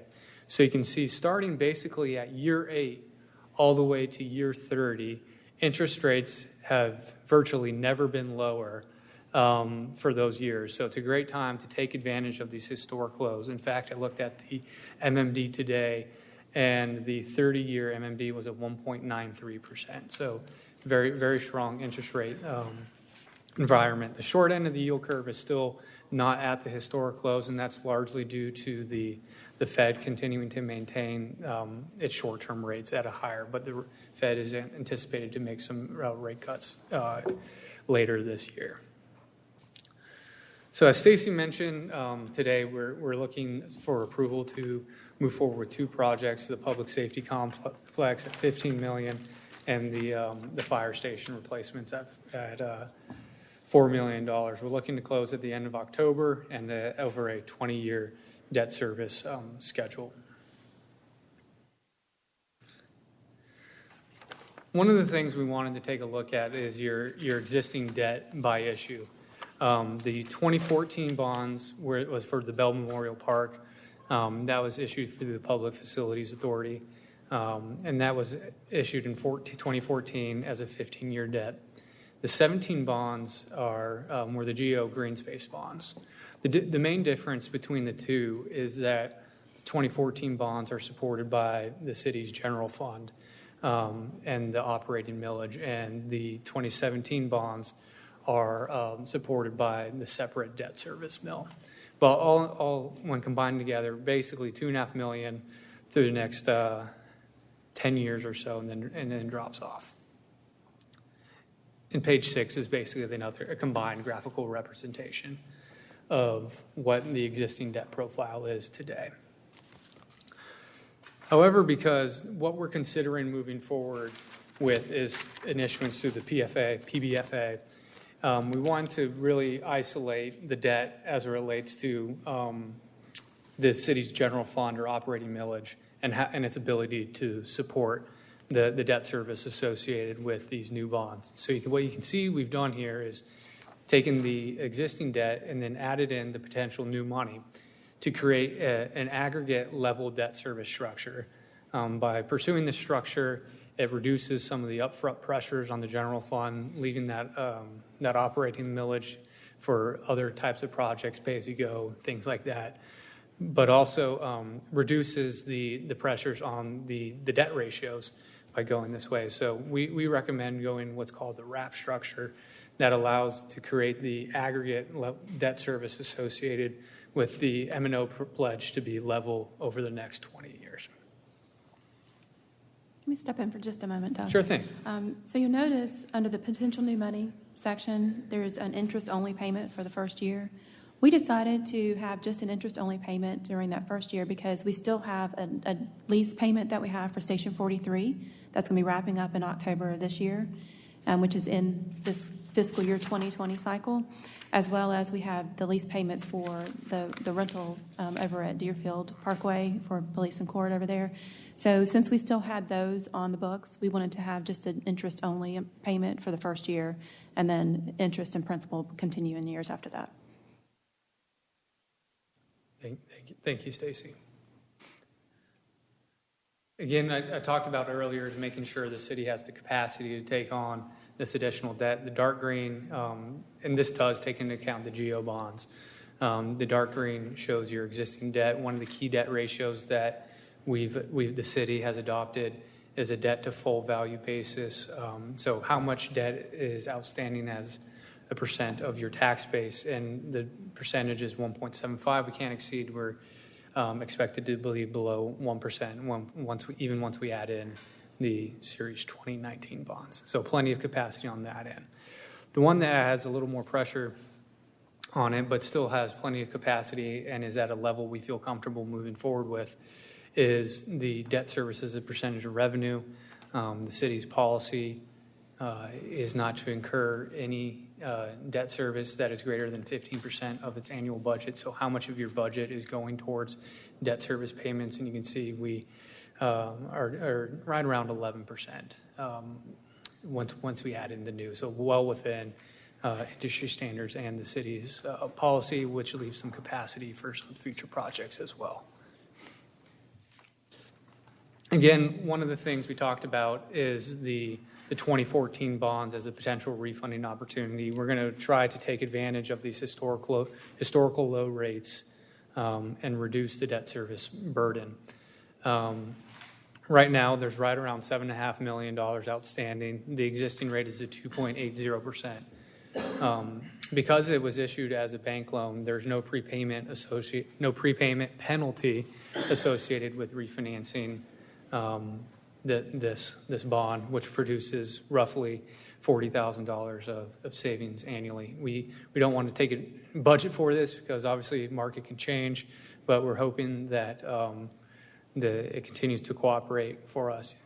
One of the things you'll see is the percent savings on a net present value basis is just shy of 6%. Generally speaking, as an industry standard, 3% on a net present value basis is a basis to move forward. So we're almost double what the industry standard. So we're really hoping that the market continues to cooperate for us, and we can make some decisions as we get closer to pricing. Doug, I have two quick questions. We are talking about locking in a rate. We're not talking about a variable, right? So first and foremost, right? Yes, Just sir. confirming that. So the other thing I had a question on is obviously basis points have jumped up like 15 basis points in the last week or so on the 10-year. I was curious, when would we lock in the actual rate itself? The day that we would lock in is the day of pricing, and I can tell you that it is October 21st is the day Okay. that we're looking to lock in. Those rates will be fixed until final maturity, no changing, no variable rate. That'll be fixed for the next 20 years. Right. Okay, just clarifying that. Thank you. Yes, sir. Good question. So what we're going to ask you do tonight at this city council meeting is approve the IGA, which I'll let Roger talk through in a little more detail. We're going to go talk to the rating agencies later this month and then go through the validation process and come back to you in your October 21st meeting with the bond sale results. And then following this meeting, we'll be asking the PBFA to approve the bond resolution, which is the sort of second party to this bond transaction. Exactly. Yes. So I'll let Roger talk about the legal structure. The resolution is straightforward. It just authorizes the execution of the intergovernmental contract, just like we did back in 2014. Basically, the intergovernmental contract is a contract between the authority and the city, pursuant to which the city agrees to pay the authority amounts needed to pay debt service on the bonds. So that's the collateral for the deal, and it also authorizes the execution of the miscellaneous documents that we need to close. But we've drafted it, and your staff has reviewed it, and Ken commented on it, and it's pretty straightforward. Okay. Are there any questions? Any questions for Stacy? Okay. I'll open up for a motion. Mayor, I'll make a motion that we approve agenda item number 19-200. Second. Okay, I've got a motion from Councilmember Kuntz, second from Councilmember Jameson. Are there any discussion? Hearing none, all in favor, please say aye. Aye. That's unanimous. Thank you guys for your presentation and your hard work. And welcome to Milton. Yeah. Okay, we'll move on to reports. Just, again, as we had the presentation on suicide awareness, hopefully everybody can come to the talks tomorrow night here at City Hall. So it's, thanks to Councilmember Bentley for idea and requesting that. So it looks like it's a tough thing, but a good thing to talk about. So anything any council members want to bring up? Report on? Okay. We'll move on to our staff. Okay.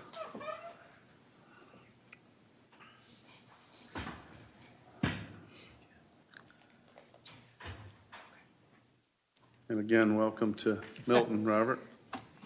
Thank you very much. Sure. I've been a Milton resident now for a month. All right. Mayor, council, Mr. Manager, I believe the last report you got from Public Works was July, the first meeting in July. So I'm going to try to summarize some of the activities that happened during the month of July and August. So I'm going to be as brief as I can. And I will tell you that if you have any questions, I can't guarantee I can answer them all, but I'll try my best. First thing I want to do is highlight, which is a good note, is one of the programs we have is our, we got approval from Georgia EPD on July the 17th of our stormwater management program. That is a 5-year program. We put together a stormwater plan that we present to EPD. It's a 5-year plan on how we're going to manage our stormwater system, and it's through the MPDS permit. That was approved by EPD on July 17th, so that's a good thing. We don't have to update it again for another 5 years. But we do have to provide them an annual report, and we have an annual report due in February of 2020. One of the items in the plan is that we have to inspect our stormwater structures, all of them in a 5-year period. So we've broken down the city of Milton into 5 different zones with the intent of inspecting every structure. We have over 1,000 structures in Zone 5, which is the one we're working on now, and we will complete those before our annual report is due in February. Right now, we're at about 30% of those are inspected. Our outfalls inspected, we're about 95% completed on our outfall systems, and we have stormwater ponds that we have to inspect. We haven't started those yet at this point. Some of the projects, and I know you're probably familiar with a lot of the projects we've got going on, but I'll brief them and move quickly. On today's agenda, you approved some sidewalk repairs and ADA ramps and the Belterra subdivision and the Bethany Creek and Brookshade subdivisions, and that was on your agenda today. Completed projects during this reporting period, July and August. The Birmingham Road West Bridge Culvert, I know you're familiar with that one. That was opened prior to the first day of school. We also had our 2018-2019 resurfacing and reconstruction project. That apparently was a very large project. That is substantially completed. Some items they have left to do. Freemanville at Providence, the roundabout apparently was completed during that period as well. Under construction, and again, you know quite well what's under construction, the Northeast Connector at Crabapple. The contractual completion date is March of 2020. At this point, we don't see why he would not be on schedule. Staff is assisting Parks and Rec in the Bell Memorial Park shade structures, and those should be up if they're not already up. And one that I'm kind of proud of, because I have nothing to do with it, but it's one of my favorite projects, is the Public Works facility. That is nearing complete, and it will hopefully be occupied before your next report in September. In the design acquisition phase, Hopewell at Thompson Roundabout, Hopewell at Hamby Roundabout, Hopewell at the Bethany Bend intersections, and the Cogborn Road sidewalks. Those are all in the design or some sort of an acquisition stage. Preliminary design stage, the Freemanville at Birmingham intersection, Crabapple pedestrian and streetscape, that's a phase 2, and Birmingham Crossroads, which we know is the Georgia DOT project, but they are keeping us informed on that. Conceptual stage is the Morris Road widening project and the Big Creek Greenway Trail connection project. Another project I want to update you on, again, you might be familiar with, is our pavement management system. We have a consultant looking at every street in the city of Milton and assigning a pavement condition index. It's time they were updated, and they're going to take that index and actually formulate some sort of a pavement management program, overlaying that with our 5-year capital expenses. So we should have a very good, very thorough process of rehabilitating our streets. Excuse me. Maintenance, again, since July 1, we've had a total of 312 work orders. 97 of those, just to let you know, were generated by our own citizens. So there is involvement from our citizens as well. And just a quick summary of a couple of those. Potholes, edge of pavement problems, there were 54 of those from July and August. We had sign issues, 42 of those. Traffic signals and school flashers, of course, at the beginning of school, you know, you're firing those up. We had 36 work orders for that. And dead animals. We had 25 dead animals in that 2-month period. And I'll stop there and just let you all think about that. And right-of-way permits, since July 1, we've issued 43 right-of-way permits, most of those utilities, and 5 of those were actual driveways. So if you have any questions, I'll make an attempt to answer them. Any questions? How do you like being a Milton resident? I love it. I love it. Good Beautiful answer. community. All right. Thank you very much. Robert. Chief.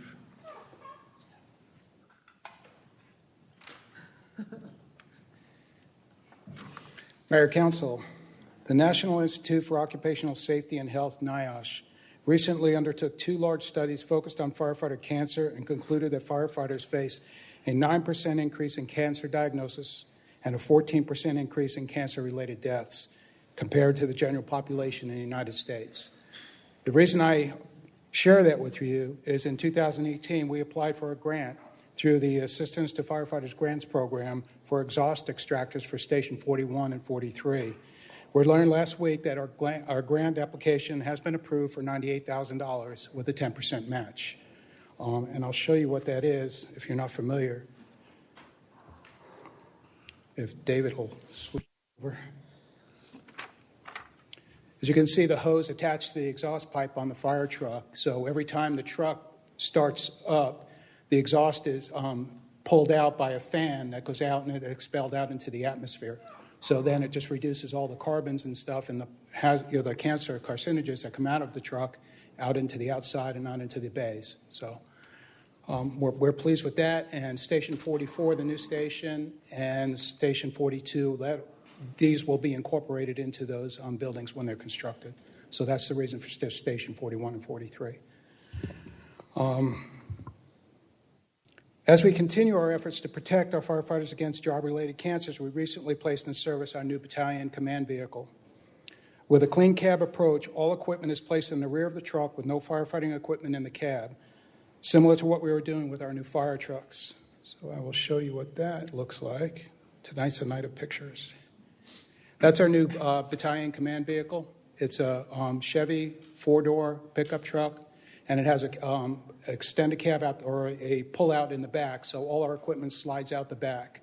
So the inside cab has no firefighting equipment in there whatsoever, so none of the carcinogens are passed on in the compartment area where the occupants are.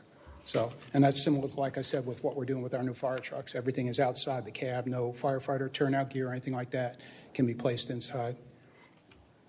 And I would also like to show you a picture of our new storage building at Station 43. If it'll come up. It is completed. It sits behind Station 43. We hopefully, within this week, we'll have Sonny come out and turn the power on, and we're ready to go and start filling it up and clear out some of our bays and our fire stations. So very pleased about that. It's red. It looks like a barn, so it fits right in. So. Also, the Milton Fire Rescue Department has earned muscular dystrophy's highest award, the Golden Axe Award, for our 2019 boot drive program. This is the second time we've earned this award. The last time was in 2016, so we're pretty proud of that. So we'll be accepting the award at the Georgia Firefighters Conference on Friday. And one last thing, September 11th is Wednesday, and public safety personnel will be out at Milton High School during that ceremony out there as well. So, and that's it if you have any questions. What time is the ceremony? Starts at 7:30. Okay, thank you. Okay. Thank you. Thank you, Chief. Sarah?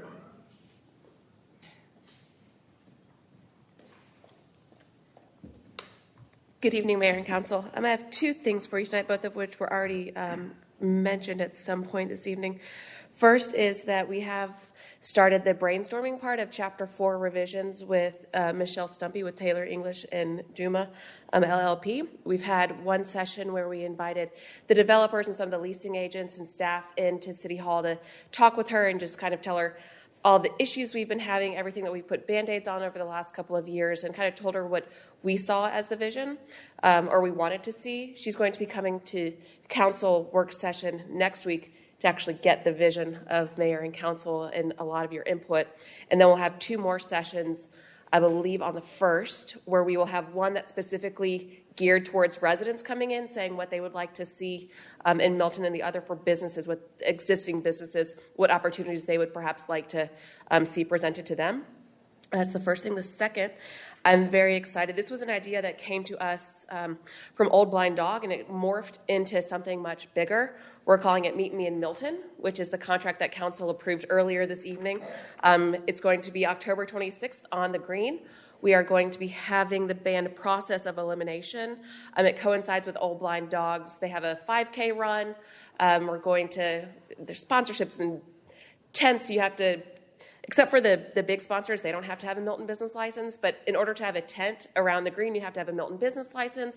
And the reason that the city got behind this is I sat down with the developers at Crabapple Market District, and the Stonehouse property, and said if everybody will come together and get along and kumbaya and all play together nicely, the city will, help. Mainly social media, promote this. And all of the developers came together and said, this is what downtown Crabapple needs, and we're all behind it. So we're really excited to, now that the contract has been approved, to really start marketing that and get that going.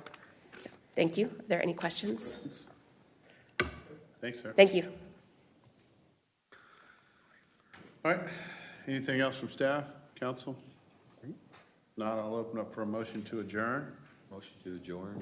Second. Okay, I have a motion, a second to adjourn. All in favor, please say aye. Aye. That's unanimous. Yep.